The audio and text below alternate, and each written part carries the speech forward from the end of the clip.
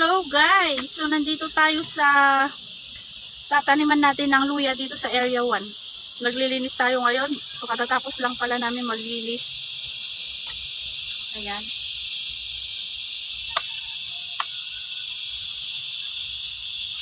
Ayan, malinis na guys. So ito na lang. Yan na lang ang hindi natatapos. Mamaya maglalagay na kami ng flat. Maglalagay na kami ng flat tapos magtatanim na tayo mamaya. Yung parang ganyan sa ginawa natin sa una. Ito yung natapos ko kahapon yan. Yan lang yung luya ko dito sa area 1. So, ayan lang. Magme-merienda muna tayo. Ito ang merienda natin. Wala tayong kutsilyo.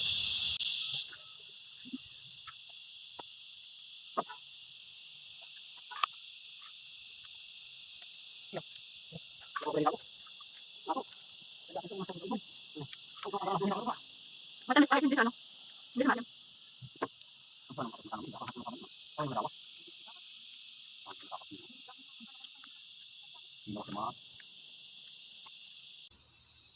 Ayan guys, so bali simulan na nating maglagay ng flat. Dito muna tayo mag-umpisa. Pababa. Maglalagay muna tayo ng flat. So mamaya siguro kapag meron na tayong na ano, maglalagay na rin tayo ng luya.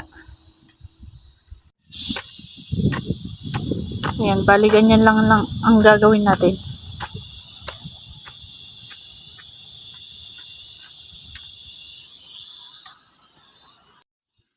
So dito naman guys ay kung ganito siya katarik yung tataniman natin, dapat medyo ano, hindi siya dikit-dikit yung gagawin natin flat kasi wala tayong aapakan. Mga nasa isang dipa dapat ang agwat ng ano ng flat na gagawin natin.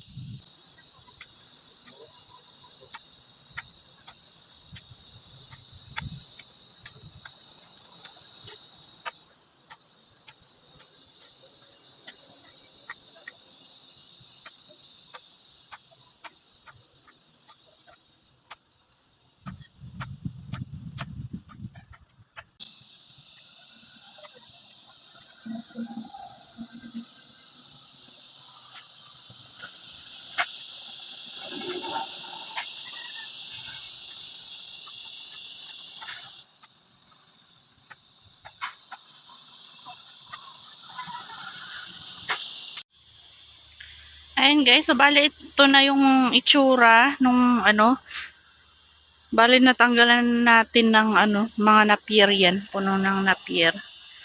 At naumpisahan na rin nating lagyan ng flat, tsaka dito. So itutuloy natin yan guys.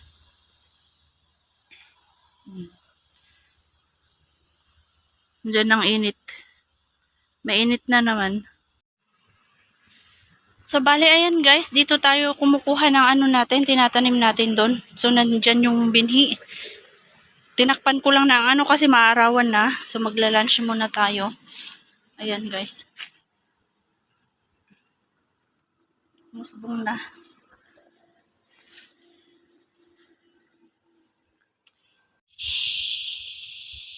Ayan, so, bali, ito na guys, yung ano,